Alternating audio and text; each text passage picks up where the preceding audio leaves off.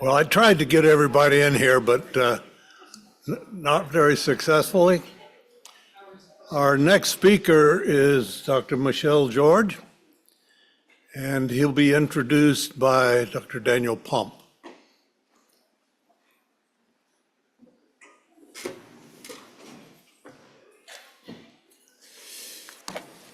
Thanks for letting me do this, Lauren. It's my privilege to participate in the Jim Womack Memorial Symposium.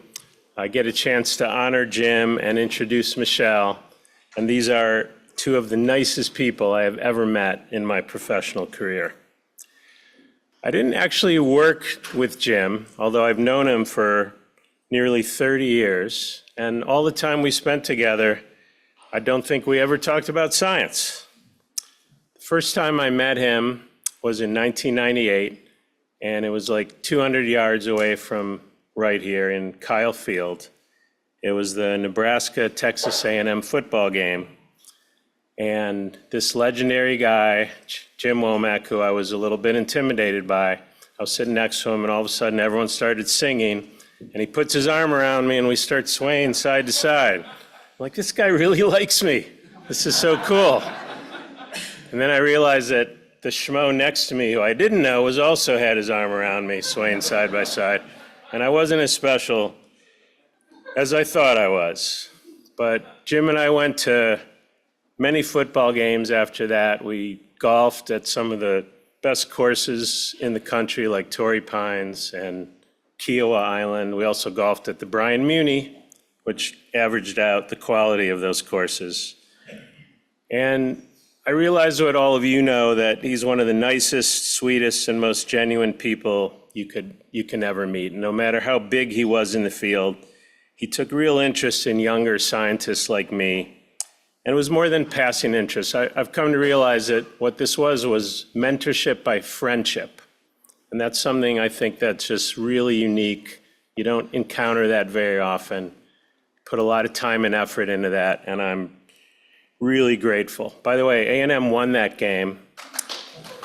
It was considered the biggest win at Kyle Field at the time, but I have to say there was an egregious pass interference call in the fourth quarter.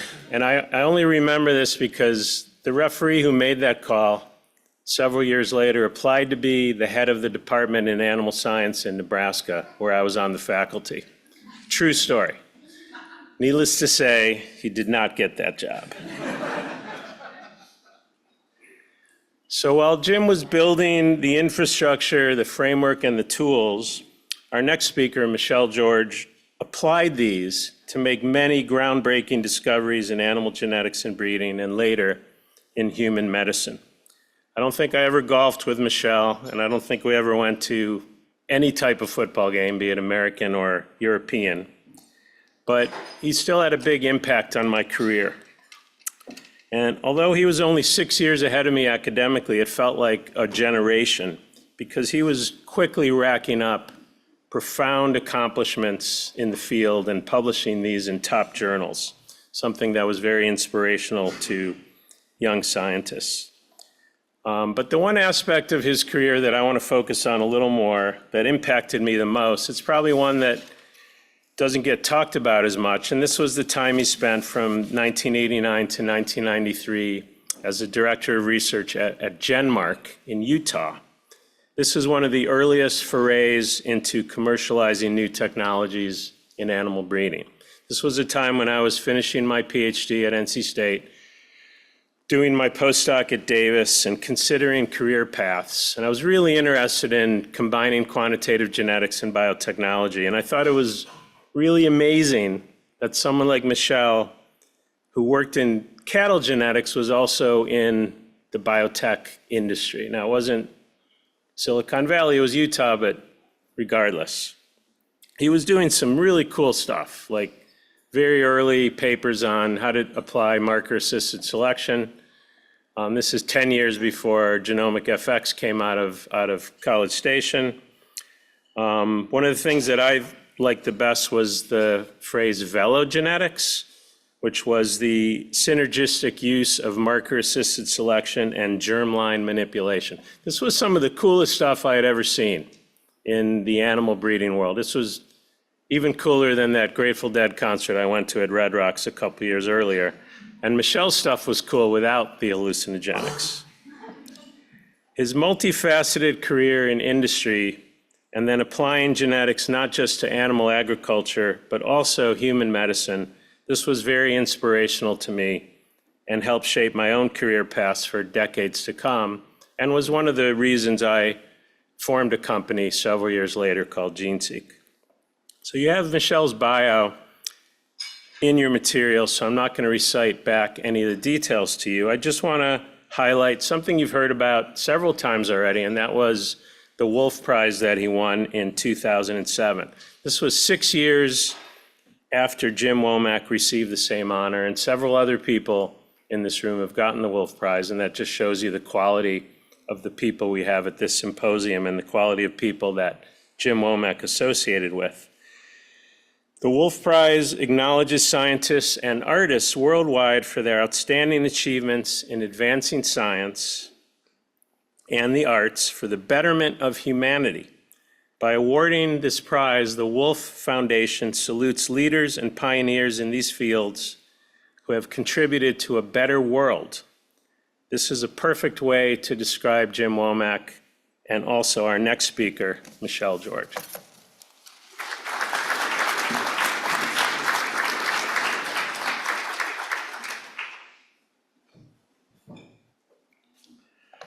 Thank you very much, Daniel. It's a very kind introduction. I was just about Daniel here, so I tell my students to make Pomp plots all the time, and so it's sometimes difficult for them to, so they sort of can't trace the Pomp plot back to you. And I chose to talk about de novo mutations, but I could have talked about microbiome genetics, where you have been a pioneer. But of course, first, why we are here. And I want to thank Harris yesterday evening for the talk he gave. I think it was moving for me, as for many of you, not only about Jim, but so sort of reminisce about at a stage in our career where we are, our career. And to give you an idea about how I feel about the stage of the career where I am, I have 8 grandchildren. And it's convergent comment of my grandchildren. So when they talk about age, their parents are old. And when I'm asking what am I, they have no word to describe the stage in my life where I am. So, but thank you, Harris. It was really nice. And so after your talk yesterday evening in the room, I sort of thought a bit about our career and Jim, and I came with these things here. So first, a few words about our field. And as Daniel was saying, I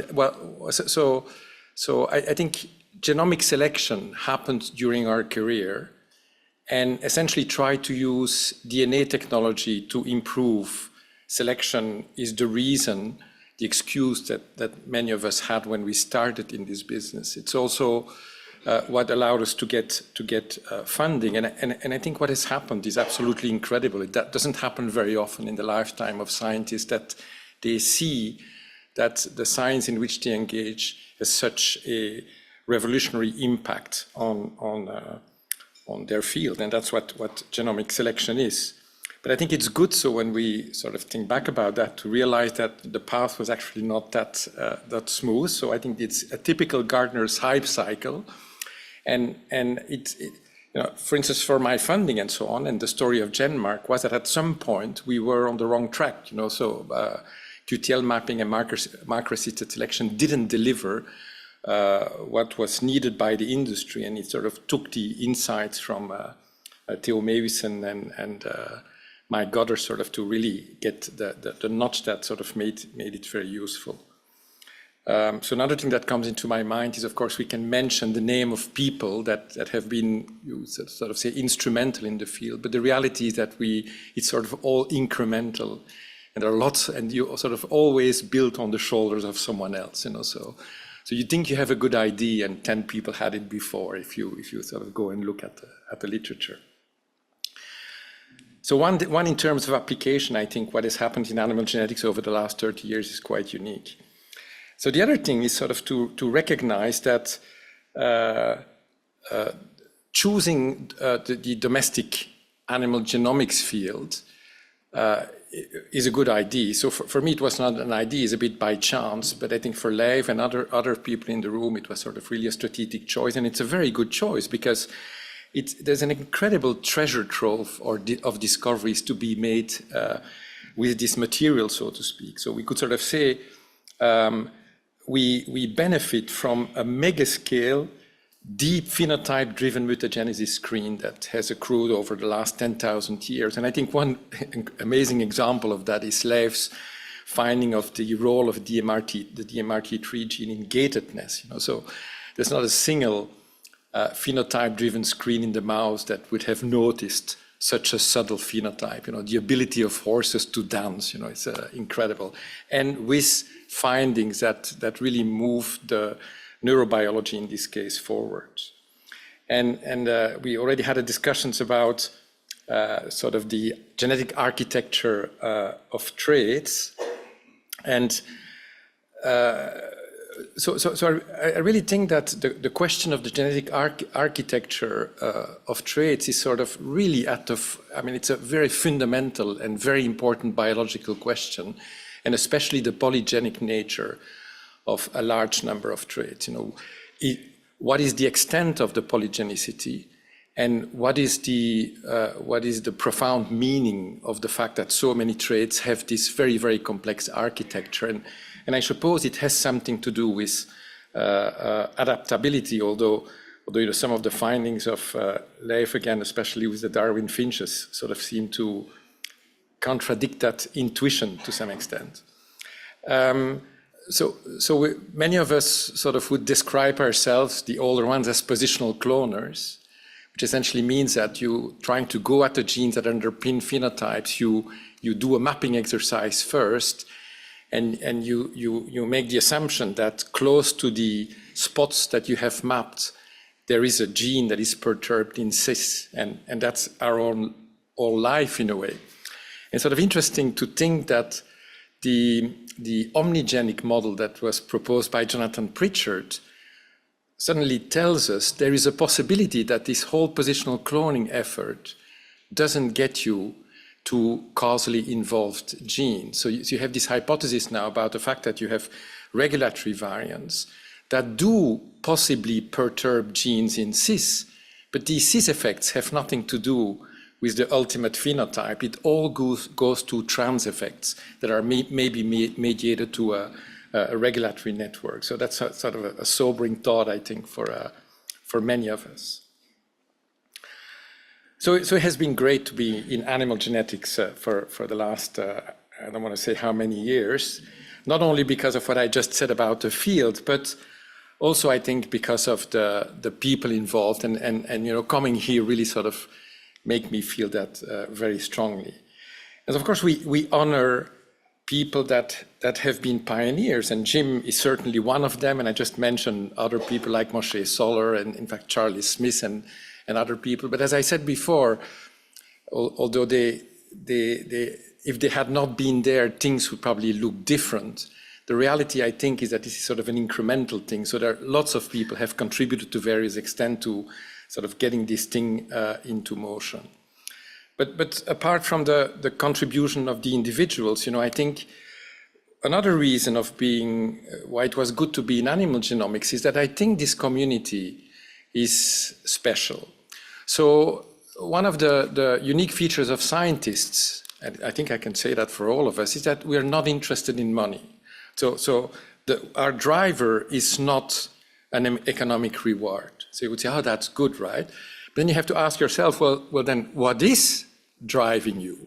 And then you suddenly realize it's the ego for many of us. And you say, oh, maybe money would actually be better, right? So that's, I think, the reason why we are a collection of strange personalities. I mean, it's high time to do a GWAS on us to sort of see what differentiates us, including into genetics. But I think in the animal genomics field, the ego has not sort of been a perturbing factor like it might be in other fields of science. I think in general, people were in our field are, I hope I can still say, more attentive to the others than they are to themselves. I think we are really a bunch of generous friends, and it has been just fantastic to be part of that.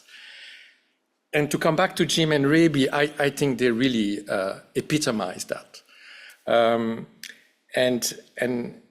I could sort of restate what many of you already have said before, but I'll just do it sort of in two phrases here. So everything my mother taught me to do, Jim did, actually. So, and my mother is not unique. She's like all the mothers. They point in the right direction. And in fact, I used this sentence with a friend of mine to qualify someone else that you all know about, which is essentially doing everything which my mother was telling me not to do. And I think so it's sort of, without wanting to be too spiritual here, but it boils down to don't do to others what you wouldn't want others to do to you, and protect the weak. And I think Jim Womack certainly was all that. And I think he was a remarkable person for that. And he has been incredibly friendly and helpful for the career of so many of us in this field. So thank you very much, Jim, and thank you, Raby. Okay, so what I thought I would do today, science-wise, is sort of just to give you a few vignettes on a topic that sort of the lab has been working on for the last 5 to 10 years, amongst other topics, and it's the process of de novo mutations in the germline. So as you know, well, it's a fundamental process. You know, it's the source of all the polymorphism and therefore the substrate of adaptation, and of course also, unfortunately, of disease. And it has been of interest to scientists for a very, very long time. So Haldane was, as far as I'm being told, the first to try to estimate the mutation rate, and he did that in an indirect way, essentially starting from the frequency of diseases in the population. And then after that, people have tried to infer the de novo mutation rate, again indirectly, by comparing the sequence divergence, typically between species, and confronting it to a new divergence time or supposed divergence time of these species. And NGS has allowed sort of to move from indirect measures of de novo mutation rate to direct measures of de novo mutation rate. And the most popular experimental design to achieve that was to sequence trios, that is father, mother, and offspring. And the figure you see there is sort of trying, I think, to illustrate what people have in mind when they do that and what the experimental design is. So typically, you sequence the parents, you sequence the offspring, you run GATK or similar programs, and you try to find variants for which the parents are homozygous reference and the trio is heterozygous for the alternative allele. If you only do that, it would still today be quite noisy. And so typically what you do is you throw away every variant that is somewhere in a database, pretty much. By doing that, you probably throw away a lot of interesting things, especially the recurrent variants, but it's sort of the standard protocol. Ideally, you would like to be sure, if you want to merit the qualifier germline, to look at transmission, because you could sort of just hit a somatic variant, but that's not always done. Okay, so that's sort of a side line. But it essentially, what the scheme is there trying to tell you is that it makes the assumption that it assumes that the variant for which the offspring, sometimes called the proband, is heterozygous, was transmitted by one of the gametes, and that the parent that is transmitting that gamete is not, and I'll call it, detectably mosaic for that variant. So you make the assumption that the variant occurred in the germline, but let's say only in the germline, and that it occurred at a very late stage of the development of the germline, so that it only affects a small cluster, let's say, of cells. And I think it's fair to say that people, including in human genetics, have sort of operated under these assumptions. There are other methods for direct measurements, but I won't talk about those. And if you sort of say, well, what are sort of the main messages that came out of the now quite many studies that have been done in humans as well as other species? Well, first of all, which is quite interesting, is that the rate is a function of the effective population size, and that I think Leif contributed really a very strong data point on that in the herring. So the idea there is that natural selection will try to push the error rate as low as possible, which is interesting to think about. I'll come back to that in a minute. But so the assumption is that the best thing is to make no mistakes when you sort of transmit the genome, and the whole enzymatic machinery about DNA repair and so is targeting that. But and if you work in herring, which is a huge population size, has a huge population size, selection is very effective. So it's able to push these things down to around 10 to the minus 9 per base pair and per gamete. But if you work in most other populations, including humans, it's a fact that the effective population is in fact quite small, and so drift starts to become the limiting factor that maintains the mutation rate to the order of, let's say, 10 to the minus 8. So it's sort of interesting to see there that realize the importance of drift. But it's also interesting sort of to say, is that true? Is that true that the optimal mutation rate is 0? Because essentially you could sort of say, if I reach 0, it's the end of the evolution of that species. So you could sort of say there must be, wouldn't there be, or can't we envisage that there is a mutation rate that is actually not 0 and that is optimal for the population? And there, again, we can discuss that. There are sort of a number of scenarios where mutator genes actually are favored. So another important effect is that there is a strong effect, N of sex, N of age, on the mutation rate. And typically, the mutation rate is higher in males, and it increases with age. And this was attributed to the number of cell divisions that separate the zygote from the gamete, which is higher for sperm cells and for oocytes. But this explanation is being very convincingly challenged by a number of people, including Molly Przeworski. And then also the fact that people that are interested in mutations and somatic and germline mutations have learned to uncover hidden structure in the data, so-called signatures of de novo mutation, of which there are several, and which point towards the different mutagenic mechanisms that can contribute to, let's say, the outcome. So that's just a sort of a summary. And okay. And so it's sort of against this background that a number of years ago, we established a large pedigree, which we have called Damona. It was the name of a grant. And the main idea was to sort of study the process of de novo mutations as well as other things in the bovine germline, and a little bit with sort of challenging this standard way of looking at mutations. I'll come back to that in a minute. And to achieve that, so we collected in the Dutch Holstein-Friesen populations a pedigree that sort of had the structure that are showing here. But the summary is that we would not only have the trio, but we would also have ground offspring, quite often grandparents, half-sips, and as you will see, this allowed us to do a certain number of things that were usually not part of your standard trio-based approach. And so the whole pedigree was 750 animals. In the center, you had 150 trios, or let's say 150 trios or probons, essentially meaning that we study 150 sperm cells and 150 oocytes.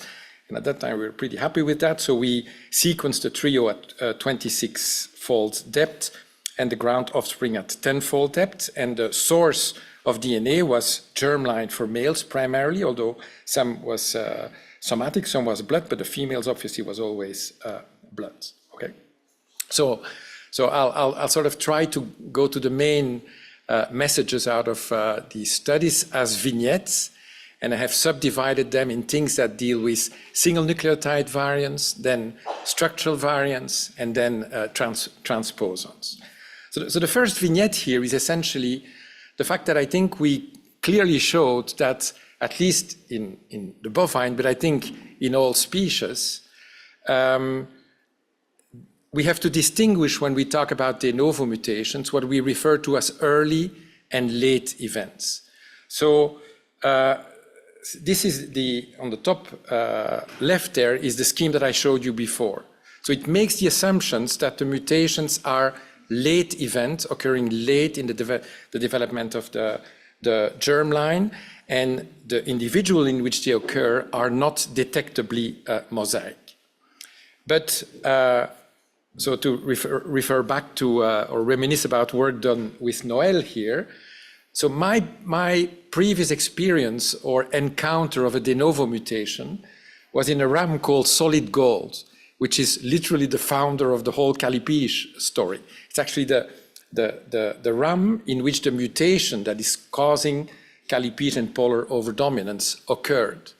And Noelle has always been an amazingly effective and organized person. So she had samples of solid golds in her fridge, and we looked at them, and we saw that solid gold was somatic mosaic, and we knew that he transmitted the mutation to approximately 15% of his offspring, which was close to the somatic mosaicism rate in his blood.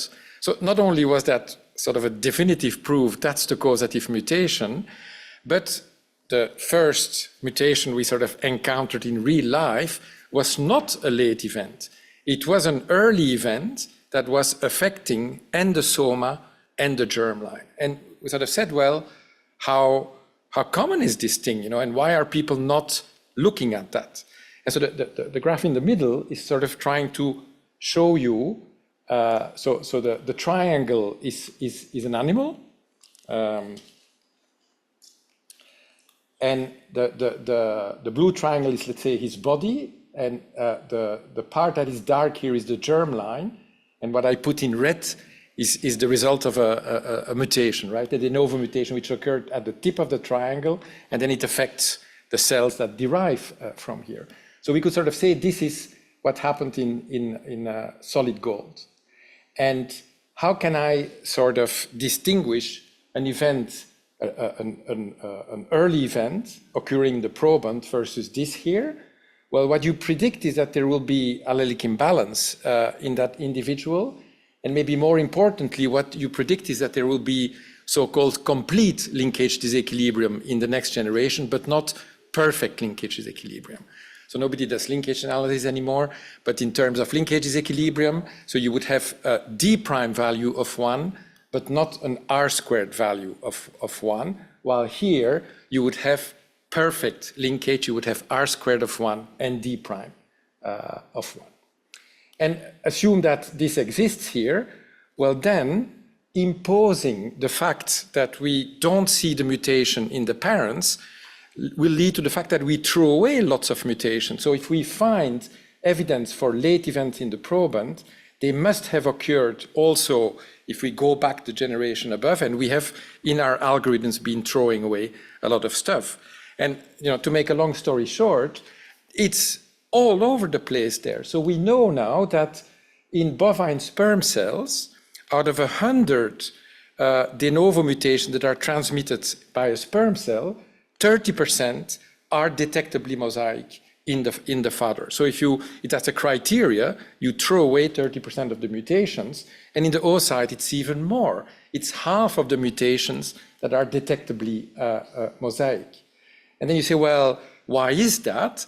And so the work we did, I think, showed quite convincingly that the very early cleavage cell divisions, we estimate the first 4 cell divisions, are 20 times more mutation prone than the rest of the germline. And I think what that means in terms of medical impact is that, which I'm sure people know and take into account now, is that when you have a family where you have a child that is born from a de novo event in the germline of one of the parents, if you assume that the late events is the rule, the recurrence risk should be very low. But if this is true, the recurrence risk is potentially high, and you better have a deep look at it before you tell anything to the parents. Okay. So additionally, what that means is that we started to look at the collection of de novo mutations we have in, let's say, these two categories, late and early. And what we see is that there are distinct mutational signatures. So there's not the same processes that are involved in the early and the late mutations. Obviously, the sex and the age effects don't exist, and so it sort of it has an impact when you study these things. We also saw outliers. So when we looked at these mutations, when we look at the late events, in fact, we can't see anything particular when it comes to inter-individual variation. But when we single out the early mutations, so the coefficient of variation, the difference between individuals is big, and we have some individuals that are having 70 times higher mutation rates than other individuals. And we're of course interested to try to understand why that is. So a last point I want to make in this vignette here is the fact that the de novo mutation rate is expected sort of because it generates the variation in the population.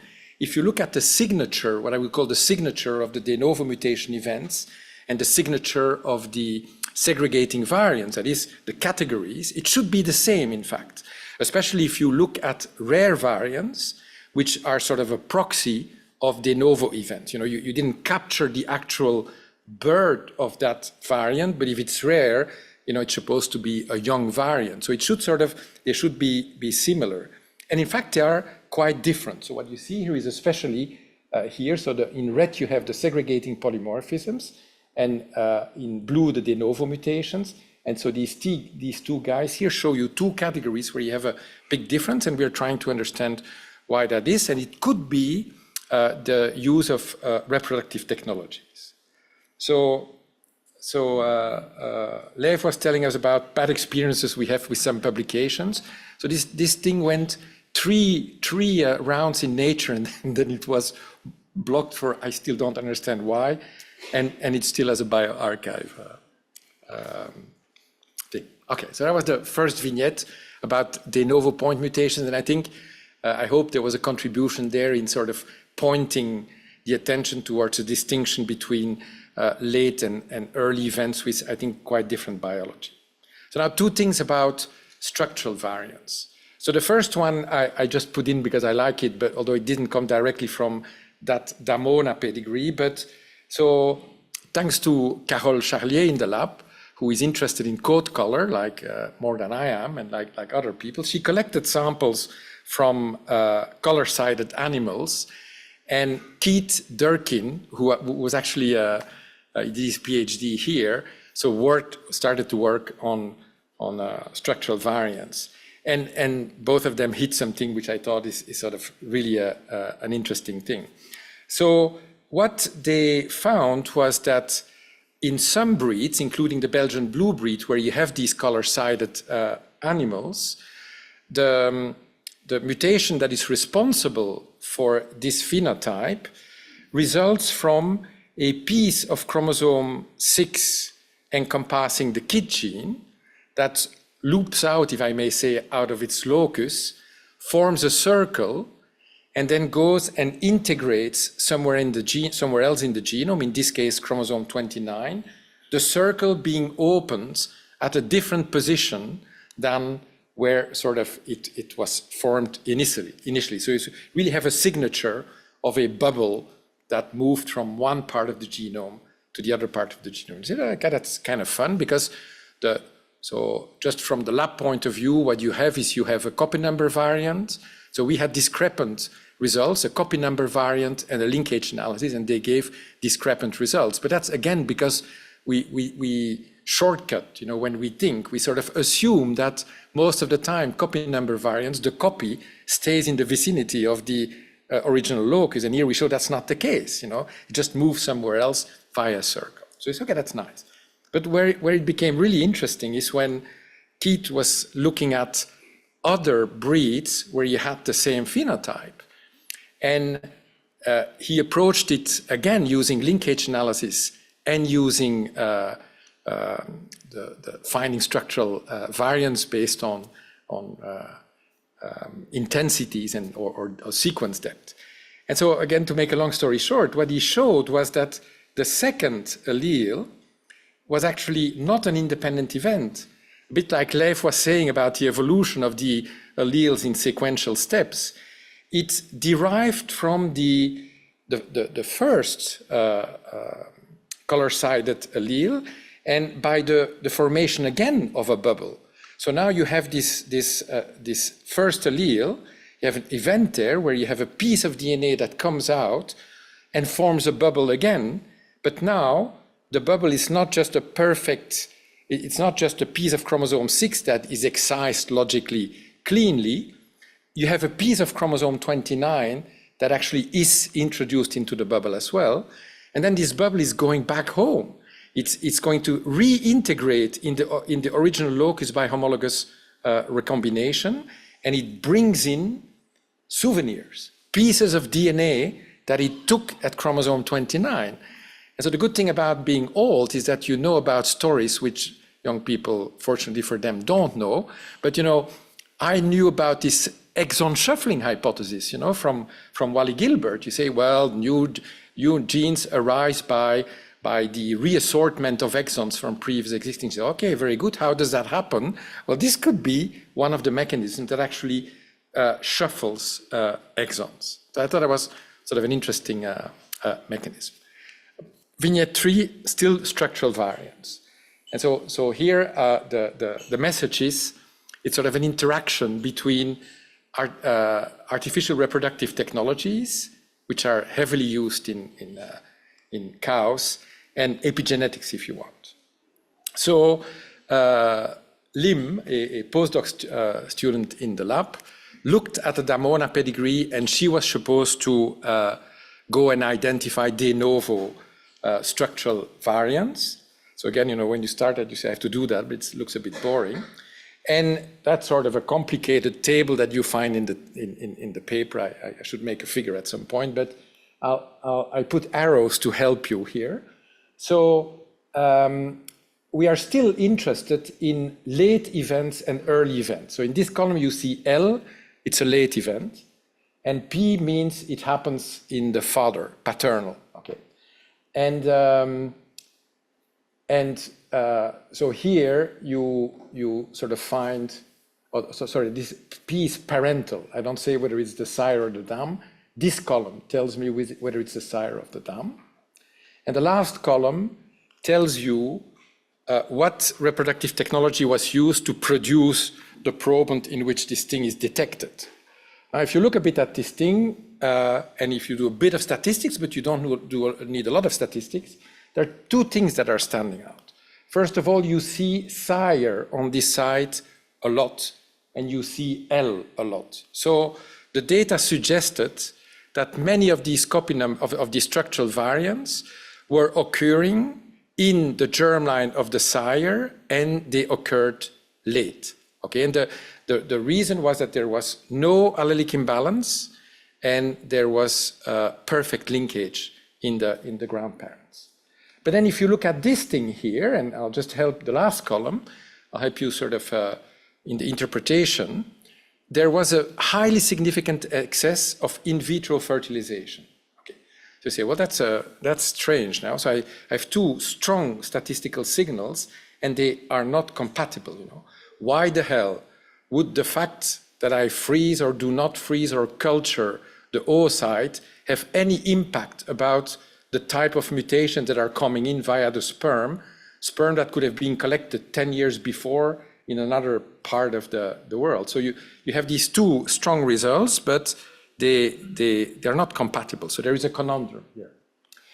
And So what Lim did, and I don't know whether in the beginning it was sort of meant to solve that conundrum, but she looked at clustered de novo point mutations. So we know that de novo point mutations don't just occur randomly in singularity. So you have events that are generating a cluster of de novo mutations, and that's especially true for structural variants. So what Lim and Carol did was to go look around these 19 de novo structural variants to look for associated point mutations. And again, if you do statistics, it's clear that these things are not independent. So we have 7,000 something mutations in total, but the chance to find events that close to each other, so many times, is impossible just by chance alone. So we sort of know or make the strong assumption that for a number of these structural variants, we have an associated point mutations. Now, the strange thing, and that's what is summarized here, is that when we categorize the copy number variant and the associated point mutations in early and late, coming from the father or the mother, etc., the categories were different. Okay, so you say, well, what's going on here? So I claim, I have a first conundrum, then I claim that they are the same events, but when I try to classify them into late or early, I put them into different classes. So am I just a noisy scientist here and not working well, or what is going on? And in fact, again, to make a long story short here, what we realized at that point is that there was a faille, we say in French. So there was in our experimental design and our ambition to distinguish late and early events, there was one spot during the biology where in fact you cannot distinguish these two types of mutations. If a mutation occurs before the first cell division of a gamete, and in fact before the S phase of that first cell division, you can't distinguish a late from a very, very early event. They have exactly the same behavior in our experimental design. But what we saw was that the associated point mutations for the events where we could track it happened most likely after S phase, when the oocyte was at single cell stage. And as a result, the copy number variant, if you want, or the structural variant, was present in 50% of the DNA of the organism, while the associated variant was present in 25% of the DNA, just because it happened maybe a few minutes or after, but after S phase.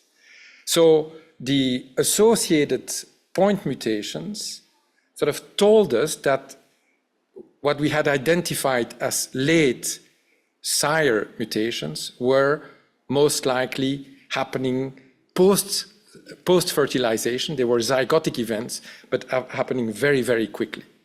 So then you say, well, why do they affect the paternal chromosome? And so the funny thing is, it's a post-fertilization event. It's a zygotic event, but it's affecting one of the two chromosomes, the paternal chromosomes. And so we don't know whether this is due to the fact that the paternal DNA enters into the oocyte with a whole series of lesions, which could, for instance, which could have happened, for instance, people think during protamine packaging when at the late stages of spermatogenesis, or whether they are more susceptible to lesions after fertilization. So we don't know that for sure, but it becomes a mutation after fertilization. And the in vitro fertilization is increasing the errors that the oocyte makes at that point by a factor of approximately 5, which could be something interesting or important to know also in medical, the application of these technologies in human reproduction. So if you're interested, it's described here. Okay, the last one, if I may, it's about transposable elements. So that's a PhD project with Li Jing Tang, and he used the same pedigree, at least initially, to study transposable elements and especially endogenous retrovirus. So we knew, or we had a hint that one of families of ERVs, ERVK 2.2-1-LTR in the bovine is still active. And the reason we thought so is that we identified the mutations as other people causing cholesterol deficiency in Holstein Friesian. It's an insertion of an ERV element in the middle of the ApoB gene, and that's causing cholesterol deficiency. And we can sort of trace back all the cases to a sire not very many generations ago. So you say, well, likely the mutations happened in this sire, let's say. So maybe this element is still active. So we went to look in the Damona pedigree, and we developed a pipeline to sort of find these things. And we discovered 5, actually very recently, a 6th one, de novo transposition event of an ERV. And it's exactly the same subfamily, if you want, as the one causing the cholesterol deficiency. So it sort of was a direct proof that this element still lives in the bovine germline today. So you all know that if you just look at our DNA, we can sort of rebuild the history of the invasion of transposable elements, then the fact that the family grows, and then for reasons that we would like to know, the family collapses, and you sort of have these successive waves of invasion. For ERVs, it's called endogenization of this ERV, expansion of the family, and then decay of the family, okay? And so we say, okay, well, we capture one that is in the beginning of his life cycle. When we go look in Damona, we have these 6 events. But the amazing things of these 6 events was that 3 of the 6 events occur in the germline of the same bull, although we have 150. And in fact, 3 of these, so I have to make sure so we have 6. There are 3 out of, so there are 2 that happen in the same sperm cell. So in that individual, so not only does he have more than the other ones in different sperm cells, but there's even in one sperm cell where he is getting 2. So you say, man, there is a big difference between individuals when it comes to the chance of having these things moving. Can we study that? So it turns out that Keith Durkin in the lab had developed a method to study retroviral proviruses. He was studying at that time bovine leukemia virus, and they had developed a method to be able to sort of capture these events in a very effective way. And we said, we're going to apply that to these guys here. They are very close. And Li Jing developed a method to quantitatively estimate the de novo transposition rate of anything you want, in fact, including the ERVs, and which works very well. And so when we did that, we applied that first to a limited number of bulls, but we took semen 10 years apart. And so we measured the de novo transposition rate of these ERVs, and that's the graph we got.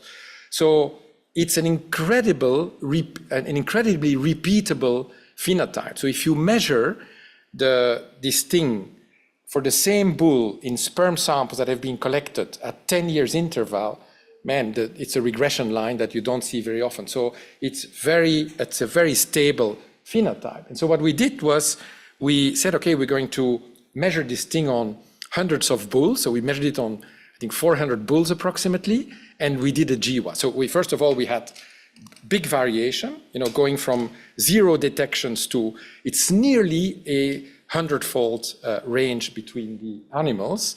And so we did a GWAS, and we had this here. So we had a very big hit. And then when we correct for that hit, we see additional signals. Altogether, we have 8 approximately genome-wide significant signals.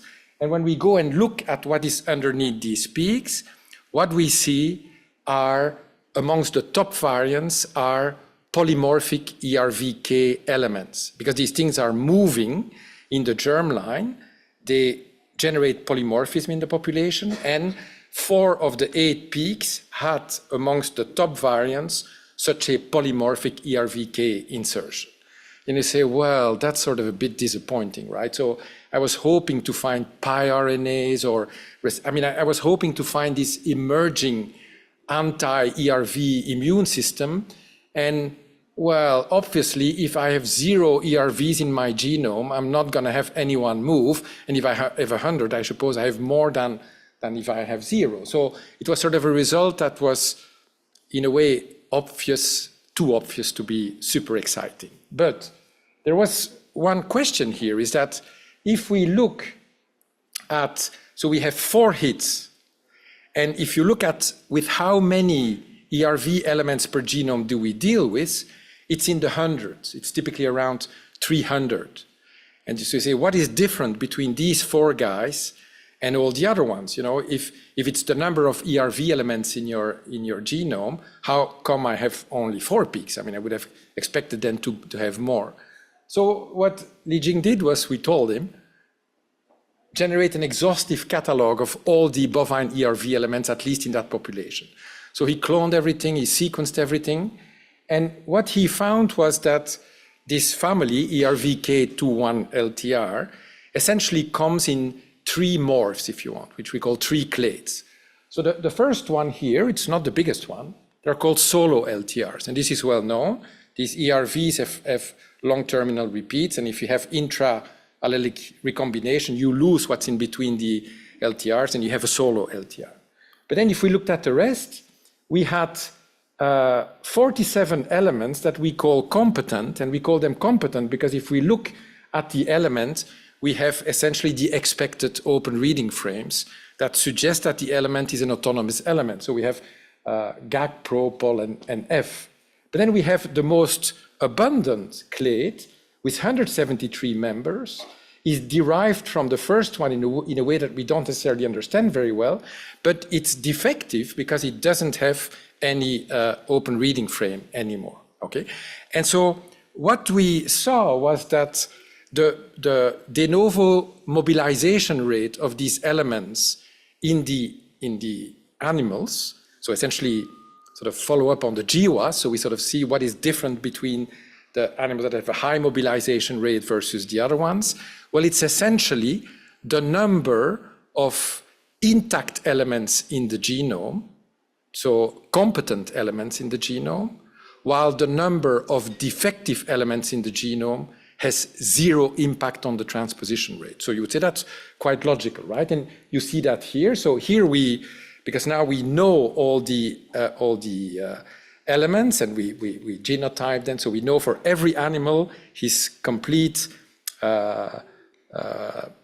landscape of elements, and we can, for each individual, count how many elements do you have in your genome that belong to this competent clade, how many do you have that belong to the defective clade, and when we then look at that number, the effect of that number on the transposition rate, there is a very strong effect of the competent clade, and there is 0 effect of the defective clade.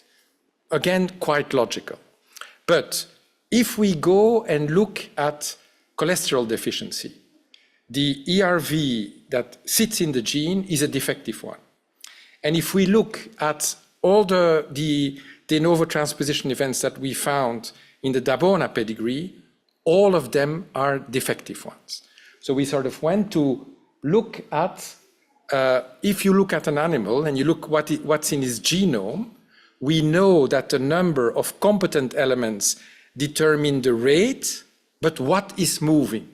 And so we go and identify the de novo mutation events. We go collect a lot with the methods, and we look at what is actually moving. And so what you see is that the rate is determined by the number of competent elements, but what is moving are by far more the defective ones. So in fact, the engine are the competent ones, but the beneficiaries of the engine are the defective ones. And then you say, God, that's my last slide. So I was hoping that this experiment would give us a hint of an emerging anti-ERV immune mechanism, but maybe the decay of ERVs doesn't necessarily require a immune system. Because if you have these defective ones that are sort of piggybacking on the competent ones, you have a parasite of parasite system here. And so what this is showing are simulations where we sort of try to anticipate, if you want, or predict what is happening in a system like that when you have a parasite of parasite that is emerging. And in fact, it's even if you can sort of go for a whole spectrum of different realistic parameters, it kills the family because they take over and they don't allow the competent ones actually to multiply. They are affected by mutations and the family sort of dies on her own. So it's sort of a suicide model of ERV life, and it's described here.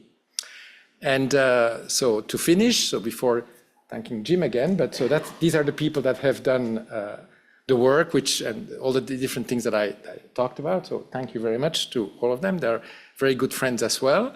And I'll finish by expressing my very sincere gratitude towards Jim and Raby for everything they have meant for me during my career. But I also want to express my gratitude to all of you. I mean, I feel that I'm with my family here. So thank you very much.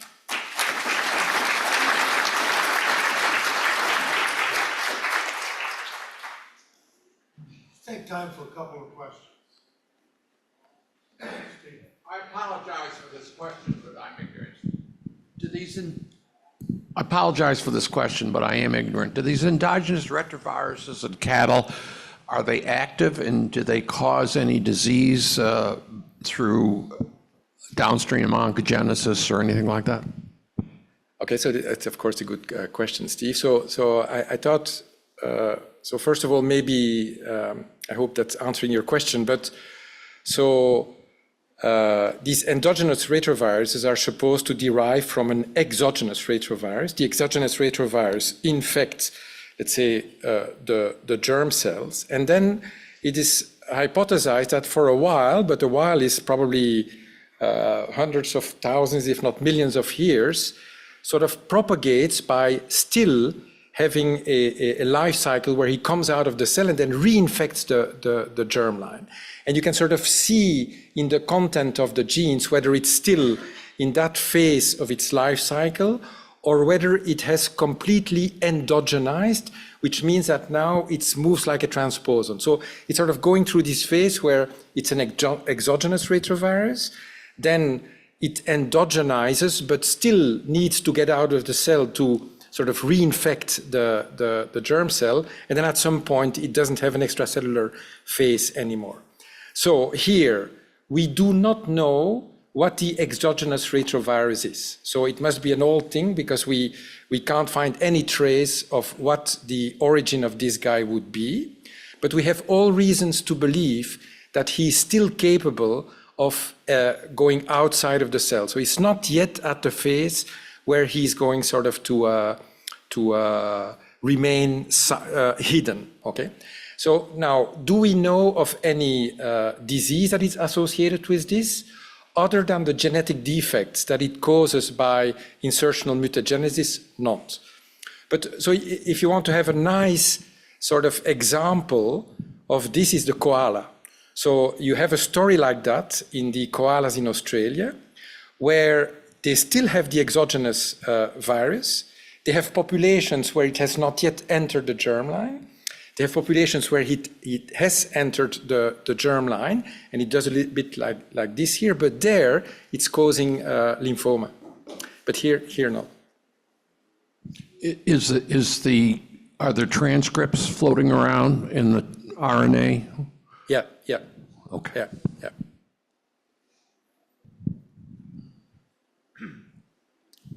So this is more of a comment. So about, I agree with you, describing us an extended family where we work together. And I think I played a small role in this project with the color-sidedness in cattle.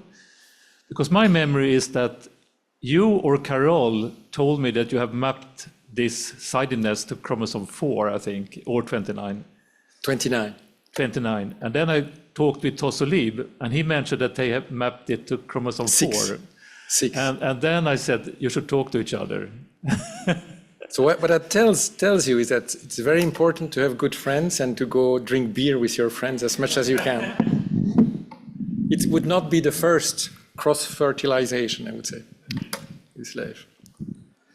So I'm curious, have you considered the role of DNA methylation of the paternal genome after fertilization in the causing the increased transitions of your cytosine to thymine and your structural rearrangements? Yeah, so I don't know that well enough, but so as you obviously know better than me, so you have active demethylation of the paternal. So if you look at, so it's really textbook stuff that I'm going to tell you, but so you have these two waves of genome-wide demethylation in the mammalian germline. One is, let's say, in utero, which has of course, a different sort of timeline and dynamic in the two sexes. But then after fertilization, you immediately have a genome-wide demethylation as well. It's active on the paternal genome and it's passive on the maternal genome, people always say. And I think that the demethylation process is hypothesized actually to generate breaks. I forgot whether it's single-stranded breaks or double-stranded breaks. So this could very well be part of the story. Yeah, because you might have deamination instead of demethylation of your cytosines, which would convert them to thymines, and then subsequently you could have the breaks due to genomic instability caused by loss of methylation.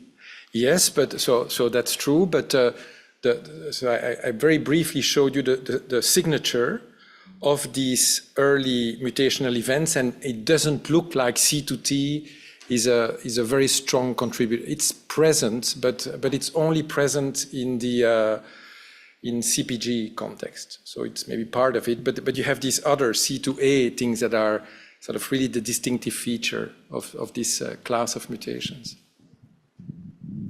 Dr. Millen has the last question. Thanks, Michel. Have you noticed any possibility, well, when they enter the germline, do you see any effects on sperm competition or sperm motility? Yeah, it's a good point. So It's a little turn on Steve's question. Yeah. When you see the effect. Okay, so there's another observation that for a while we said, oh, we have a thing here and we shouldn't talk about it, but in the end it's always better to talk about it. So in fact, if you sort of use the PCIP method, not only to look at ERV transposition events in a sperm sample, but you look at other organs, other cell types. So the strange thing is that in the surrénal, in the gland over your kidneys, there's a strong adrenal. There is a very strong increase in the de novo transposition rate. But if you take, that's bizarre, but if you take the gonads, and we have only done that for testes, there's a 100-fold increase. So if you take the whole testes and you apply this method, 100 times more transposition events than in the sperm per se. And so we sort of say, well, one possibility is that, so we don't know yet, but one possibility is that this is actually happening in the germline, spermatogonia or later, and it could be very deleterious for the sperm cells, but there would be sort of a selection. So there would be a phase during spermatogenesis where these guys go crazy and could affect, and therefore affect fertility. And then you would have sort of a selection. So we know that if we look in sperm cell, we have a big difference between individuals. So could also happen at that stage if it is the case. And so at the present time, we are looking at a correlation between this phenotype and fertility. But you could sort of say, I go to Bullstadt and I just ask them statistics about their the motility and so on. But we think they sacrifice bulls because it's very bad. And these don't get in your statistics. And so we're sort of primarily looking at that now. So it's not impossible that there is an effect, to go back to Steve's question, that there's an effect on fertility, but we don't know yet.